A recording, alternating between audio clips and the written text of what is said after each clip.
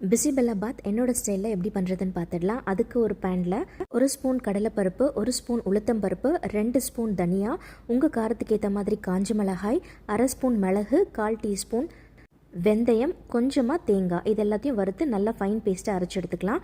அடுத்து ஒரு கடாயில் 1/2 ஸ்பூன் கடுகு, சின்ன வெங்காயம், 2 காஞ்ச மிளகாய், கொஞ்சமாக பெருங்காயம், இதோட ஒரு தக்காளி சேர்த்து எல்லாத்தையும் நல்லா வதக்கிக்கலாம். வதங்கினதுக்கப்புறமா நம்ம அரைச்சி வச்சுருக்கிற பேஸ்ட் இதில் சேர்த்துட்டு 1/2 ஸ்பூன் மஞ்சள் தூள், தேவையான அளவு உப்பு சேர்த்துட்டு எல்லாத்தையும் நல்லா கொதிக்க விடுங்க.